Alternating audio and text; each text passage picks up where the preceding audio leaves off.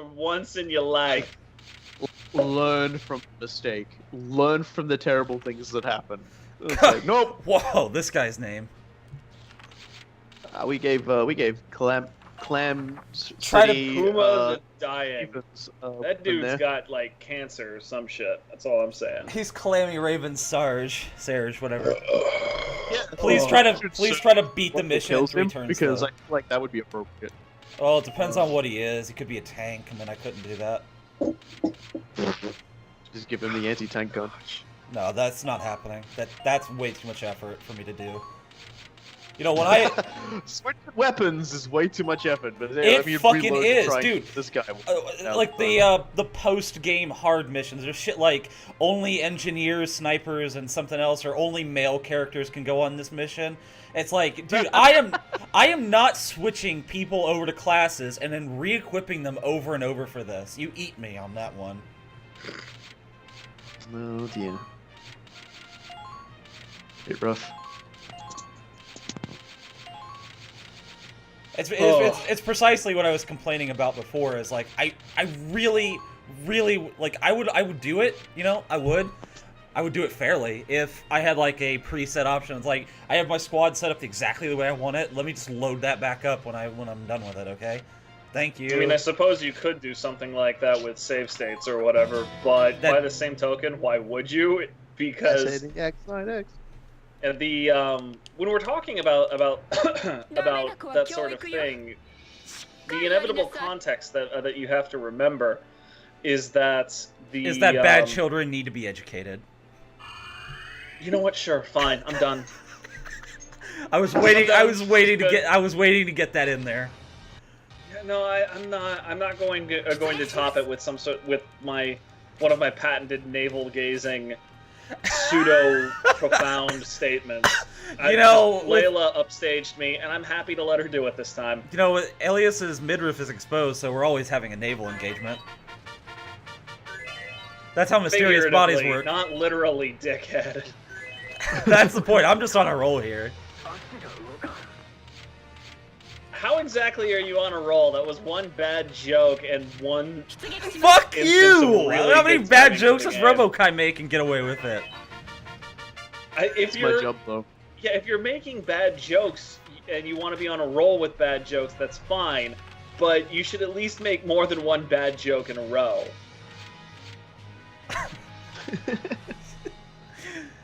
Also, I think I missed when you switched Valerie to engineer or something like that. I just wanted to shore up the engineer side. You never know when I might. Yeah, it's cool and everything. You never know when I might need that. Pull out a tuba.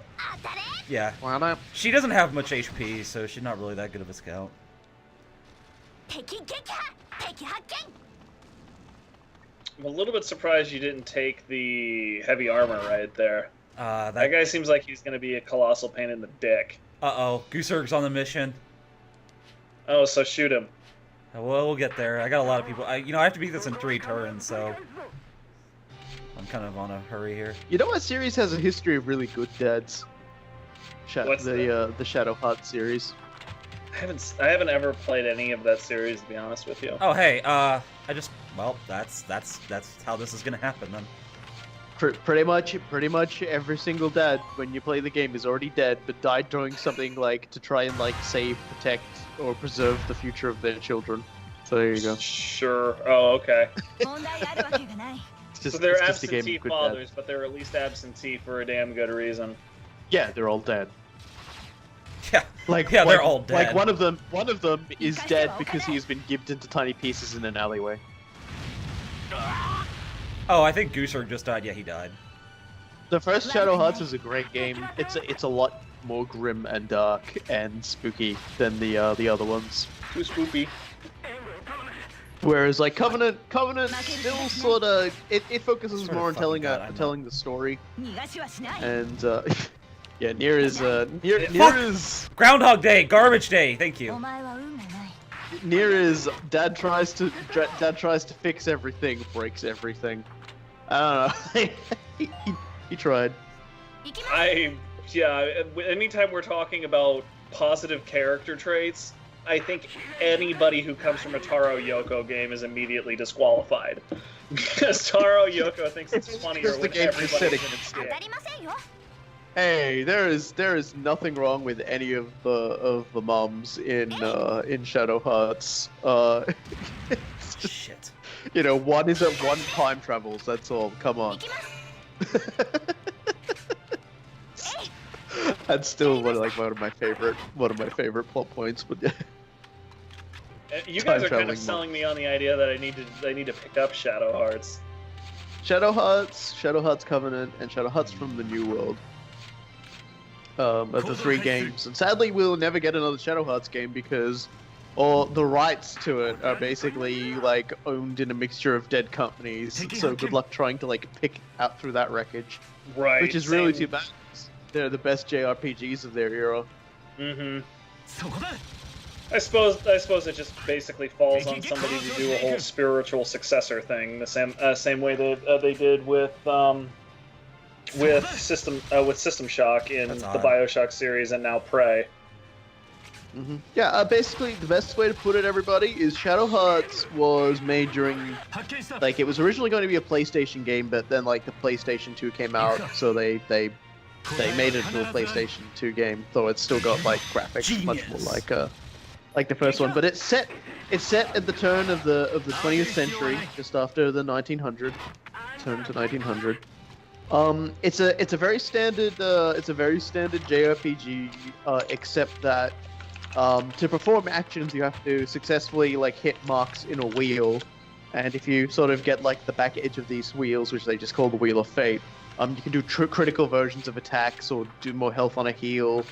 And so, like, status effects can change how that wheel works, like making like the little thing spin irregularly, or like it makes it smaller, or makes the zones that you got to hit, it makes them smaller or wider, as the case may be. And the other thing is that everybody has sanity points. Good Some shot, characters dude. have more sanity than others, and the sanity goes down by 1 each turn. And some characters have stuff that like make their sanity go down, and when their sanity drops to 0, they go crazy. Murders. And they go. And the reason why that is because all of the stuff that you're fighting is like that hurt. Basically taken from Don't worry, I'm coming. Religion stuff. I'll get revenge. It's pretty cool. like Covenant, the sequel, is that fucking set, gun, damn. It's during World War II. Sorry, World War One. The World War One has begun when Shadow Hearts Covenant, the sequel, kicks off. And yeah, there we go. That was perfect. And in Shadow Hearts from the New World, which is probably the most lighthearted of the 3 games, for very good reason. It's set in the 1930s in America, like North and South America. So it's a pretty entertaining romp. I've got to correct you, JSO. It's not just a drunken kung fu cat. It's a drunken kung fu cat mafia enforcer. What the hell have I been doing with my life when it has not been playing this game? Seriously? It gets sillier, and like the horror and Lovecraftian elements get less horror and Lovecraftian as time goes on, but it works well within like where they're going. Like From the New World's mood works well with the characters and what they're trying to do. Like it's not too jarring. It's only like because like the first Shadow Hearts game is like is a sequel in itself to the game Kudelka. Which is, Jsaru said, has amazing voice acting. Which is really funny because Shadow Hearts 1 has terrible voice acting. Thankfully, there's only like very few voice sequences, but yeah, they're awful. The first game is the first game is probably the darkest. It has the most amazing music track. It has a tremendous mood, and the characters are all completely likable and have really interesting motivations, and like, it has probably one of the better main villains. What an asshole! Is Kudelka worth playing? Kudelka is it's hard to recommend it because it's a different sort of game to like most of the other ones. So oh shit! What I'm hearing is maybe watch a let's play of it, but probably don't worry about it. Maybe watch a let's play, or at least try and just like get a look in on all the stuff, because it does in fact actually introduce characters and elements and concepts and pieces of lore that do play into Shadow Hearts. The Emigre manuscript being the big one, because the series has its own like this thing. The Emigre manuscript is this thing that scars its way across all 4 games. Mm-hmm. Like this fucking book. This book. It's not even like a sentient book. It's just a book. It's basically like the Necronomicon in that it's not like it has sentience or whatever, but it's just completely fucked up. It's a book on how to bring someone back from the dead. Oh. The Evergrande manuscript still causes a whole lot of suffering from the New Worlds. Oh no, sorry, no, you're saying which is a good end. Yes, Shadow Hearts Covenant, the bad ending is the canonical ending. Well, that's fucking depressing. That is. There's a couple of games that do that. Metro 2033, the bad ending where you wipe out the Dark Ones is the canonical ending for that one for Last Light. Yeah. And they actually decided on that not from their own preferences or whatever, but because they got, like, nobody really noticed this, but if your computer was connected to the internet when you completed the game, it would phone home really quick and just say, hey, you know, this CD key, so it's not like they could personally identify you, but they could keep you from I'm sorry, I guess I did voting multiple times. See, this guy had the wrong... I was gonna actually try to kill that guy with Serge, but, sorry, it didn't happen. Kuma the Dying just died for good. Yeah, that's why he was dying, because he's getting shot in the back by a fucking arsonist. Well, I mean, considering that Kuma is bear, I think it's incredibly appropriate that an arsonist started a forest fire and destroyed Smokey. Only you can prevent forest fire. Oh, you know what? I actually want to tell a joke, but I need to go look it up again. Then, I mean, you're sort of missing the moment. Don't worry, I'll get it in a second. I need to beat the mission anyway. Anyway, with regard to Metro 2033, they didn't have any like personally identifiable information or whatever, but they collected data from everybody who completed the game, and it was like a 65 to 45. Or 65 to 35 distribution, I guess is the word, for people doing the bad ending versus the good ending, where you just don't nuke the crap out of the Dark Ones. So that was the canon for Last Light. And I'll give him credit. That's a clever way of doing it. Yeah, that was really well done. I really appreciated that. I personally was a fan of the good ending, so I was disappointed in the canon, but backing it up like that, it's hard to feel too shorted.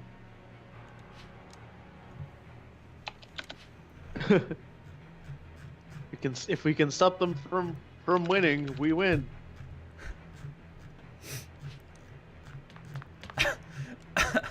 Yeah, that's how that works. Sure, why not? Okay. Here we go. We can't settle things now. Things will be shit later. Okay. It's like just Kurt just running up. Some friars were behind on the belfry payment, so they opened up a small florist shop to raise the funds. Since everyone liked to buy flowers from the men of God, the rival florist across town thought the competition was unfair. He asked the good fathers to close down, but they would not. He went back and begged the friars to close down. They ignored him. He asked his mother to go and ask the friars to get out of business. They ignored her too. So the rival florist hired Hugh McTaggart, the roughest, toughest, and most vicious thug in town, to quote-unquote persuade them to close. Hugh beat up the friars and trashed their store, saying he'd be back if they didn't close shop. Terrified, the friars did so, thereby proving that Hugh and only Hugh can prevent florist friars. I swear to God. I am absolutely in awe of that. Yeah. That is that was kind of a ways That to was go for pretty a impressive. pun that bad. I can't hate it too much though because it was a pun, and I actually do appreciate puns. It was good. I liked it. I also like Carissa.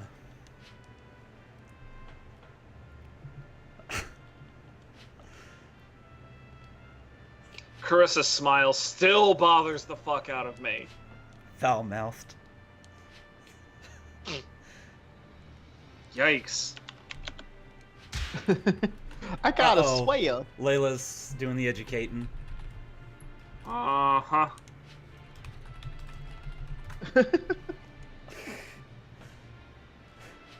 God damn it. Luxury is a crime.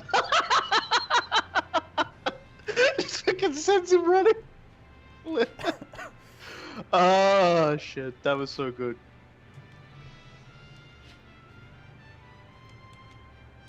Is the dude with a pencil-thin mustache again, completely trustworthy, who will never betray us. No, he's fine. He's cool. Uh-huh. Yeah, he's just. So do you know what? Do you know what she's saying? You know what? I actually had to go look this up again. You know, everybody has a little quote when their personal potential triggers. Sure. So, yeah, foul mouth when that triggers.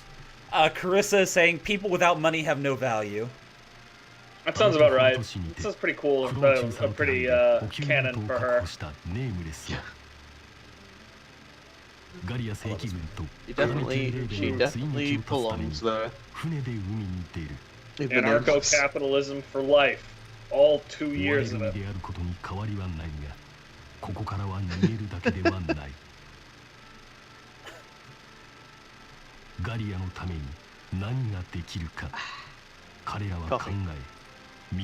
Well, I had hot chocolate, so I'm in no position to judge.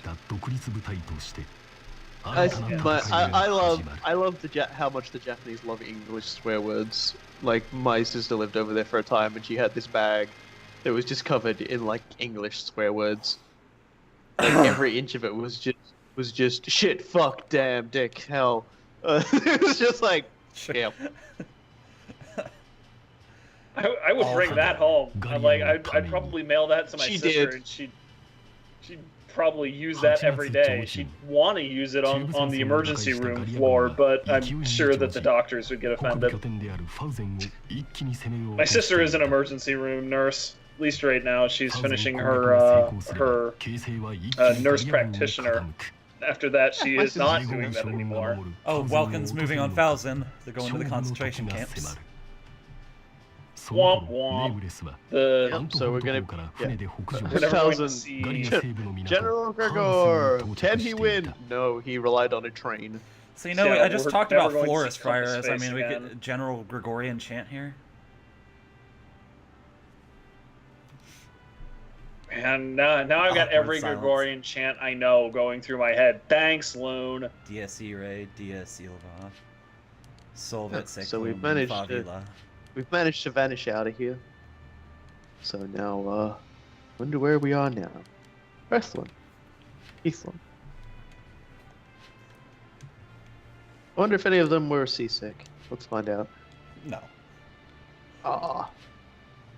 I get seasick. I thought at least Imka would have been. Like, seriously, she's bothered by pretty much everything, and how it amazes me that the motion of the ocean that doesn't make her ill. She was distracted the whole time fighting an octopus.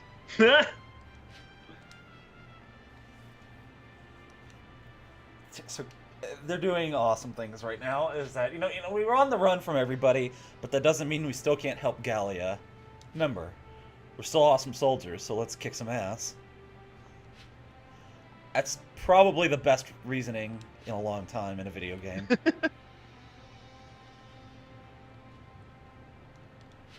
How could we let the Empire... God bless, your smile is the creepiest thing I've seen in forever. I've seen things in my nightmares less creepy than this smile. That fucking comment! Those who plunder our resources will suffer the consequences. Anyway, Carissa, you're the best. Oh. You know what? Riel and Imka may be the main heroines, but I would date Carissa if I could. We know who would wear the pants in that relationship and would also make you pay for dinner. You know, the latter part isn't really that topical anymore, but I'm gonna, you know, wearing the pants is very apt. She is a tank driver, after all. You know, those things are basically metal boxes on wheels. Like, every time they get shot at, who knows how many rivulets and bolts are just warping and flying all over the place, hitting you. Are you expecting us to get triggered because you said metal boxes? Yeah. Okay, well, I don't think it's gonna happen. Like I said, I'm on a roll tonight. Mm-hmm. You keep telling yourself that, my guy.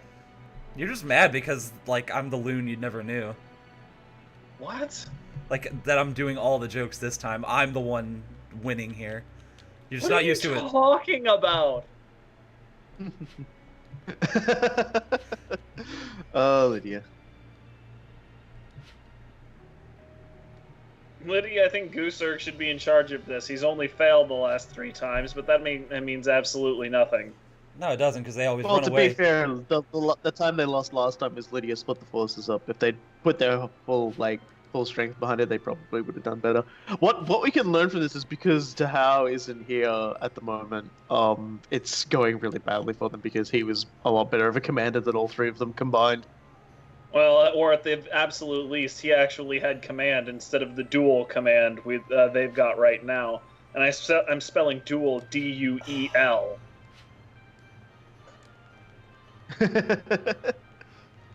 Swear to God. I was waiting for this line. Yeah. Hope my soul. No, Riella's actually. That's Imka. God damn it, Imka. You need a fucking education right now, Imka. Yeah. Stolen. Oh dear. I appreciate that she's the only one with any blue anywhere on her uniform. The whole in the art book it talked about Imka's design, and all of her armor is basically cobbled together from fallen Galleon soldiers. Right. Particularly since she's been around the longest, she also gets the privilege of getting away with that sort of nonsense. And also the fact that nobody cares who she is, because 1, she's a Dark Sen, 2, she's in this squad. Yeah.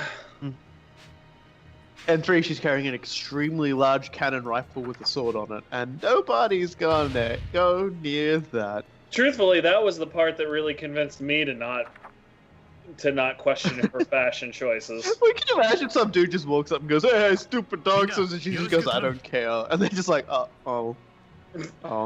Just like, oh, why don't you care about me? Wait, that gun is as big as my torso. I should probably. It's also just like like, even when Dahao came by and he was like, I'm fighting for my Dark Sen dream, and Imka's like, I don't give a shit. She's just fighting.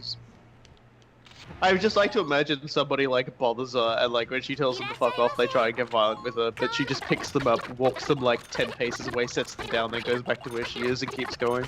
No. You mean she picks them up, walks 5 paces, gets malnutrition, drops them hastily, and goes back to what she was doing while munching on a granola bar. Eating a rock. Oh my god, all this stuff. Boy, I can only imagine how good it feels to have cheated in all of that money, so you don't have to worry about this crap on a mission-to-mission basis. It's not even that. It's not even useful because by this point you've gotten all the ace weapons you want. Yeah. Oh, good. Actually, this is good. New tuba. Yeah, we did have a few. We did, basically, they were only including all the characters that we would have canonically at that point, outside of, like, stories. So no Ada, which is probably just as well, because she probably would have been, like, trying to shoot someone into the picture. She's Ada. Oh my god, all of these bits. Like, why is this necessary? Universal turret. I don't even know how much it costs, damn it. That's a good question. I guess you have to, like... I just spent $1.3 million on her. I hope she's fucking happy. Who, Carissa? Oh yeah, I just Of course she's happy. You're spending money. Yeah, well, she's people, probably just like, people without money this have is no pretty value. good. So yeah. Oh wait, hold on. And you just gave all of that money to her, which makes her feel more valuable to herself. Whoa. So, Sergeant you see, this Ogre. totally makes sense. It doesn't make sense. General Oak. General specific. Sergeant Ogre. Sergeant Oak. You know, I don't know what I don't know what I know TV. I don't know what the show was called, but I can't get over Sergeant Ogre. Before I go on about that, I'd let you to. This is the last add-on for the tank that removes an area effect, and it sounds as bad as you will read it there. Anyway. Detox unit. Yeah, well, you know, Poison. that would probably be handy if we ever deploy Drunky. Right, I get the feeling that that's what you put on the tank when you get Carissa to be DD for you. Town. You just like there was a put them TV inside show I of it. remember, and Just someone put was them like inside the detox unit and just leave them there. there's like Yeah, some kind of she just- belching competition going on, and this guy introduces himself as Ogre, and the spokesman's like, Oh we no, have Koji Ogre, the Bellow dies in an aqueduct. the Aqueduct of Doom. Anyway, and this guy's like, my name's Ogre, you asshole, and then the guy's like, Ogre, you asshole, trying to introduce this guy. It's just so oblivious to everything. I don't know what it was. It was just something like he was belching into a microphone. I guess it was like a burping competition. I don't know what it was. I was like 7. I feel like they should have passed a law like decades ago that the only genocide person mission. allowed to be named Koji is like Koji Kabuto from Mazinga.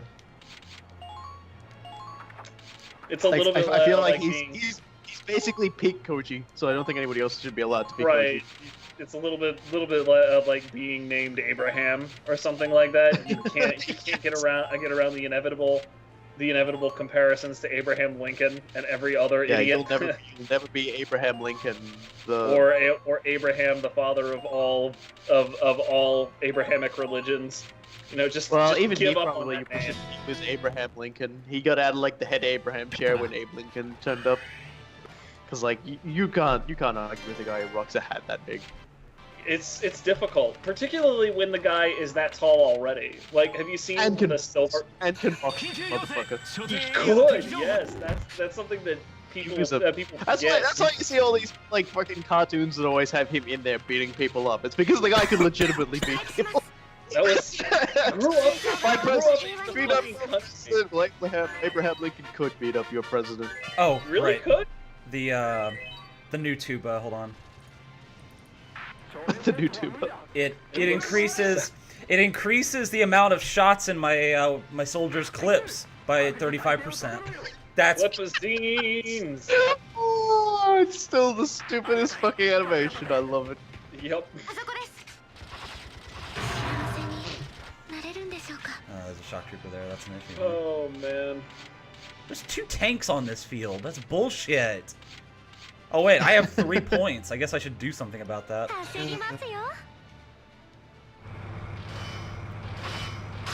Well, first off, I'm killing this guy. Cause fuck him, seriously. That's weird. I don't even know what they consider the Nameless as. I think they just consider them a regular mechanized infantry unit, but they just like put them on crap missions. I don't think that their status is ever really clarified beyond mentioning that, hey, nobody's supposed to talk about them, and anything that they do tends to be like the credit for it gets lapped up by somebody else because we're not supposed to talk about the Nameless because they're a penal legion and people aren't supposed to come out. Rule 1 down here: we don't talk about Fight Club. Rule 2: Pretty we don't much. talk about Fight Club. Rule 3: stop feeding Imka sandwiches. She just gets sick halfway through. You see, she's been starved she for too long. can't handle actual food in abundance. Also, okay, this is an annoying bug right here. Is like if somebody dies on the other end of a sandbag, you can't vault over it. And I guess the reason for that is like there's that order that revives everybody who's down and whose body hasn't been consumed by the vapors yet. But either way, it pisses me off. So there's that, I guess. You gotta like destroy it. Oh, by the way, so Layla's gun would have 24 shots. That's 32 now. In case I get around to using it. Funny thing actually happened. I was playing Super Robot Wars V last night on a route that I didn't do the first time I played through it, and one of the characters was baking everybody bread. No matter what you play, you can't get away from those delicious carbohydrates, dude. Oh, it's actually really you know, a really nice sequence, but it's like late in the game. We're getting towards the end, and one of the dudes is just like, oh yeah, like, you know, we're in a long journey at the moment, so I just baked everyone bread, and everyone's like, holy shit, dude, this is great. And you go into the next fight. Vegetables. I just wanted to say that. Yeah, no one's screaming about vegetables, but you do get. Whoa! Don't tell Largo about that because Largo will fucking kill your ass if you say that. Even in space, Largo just flying through space. I can believe it. He basically launches himself into space using the lance, and he's just like screaming through space, "Vegetables!" It's basically his energon, so he's a Cybertronian that's flying through space. That happened per prime. Per prime, Cybertronians can survive in a vacuum. I better get rid of that.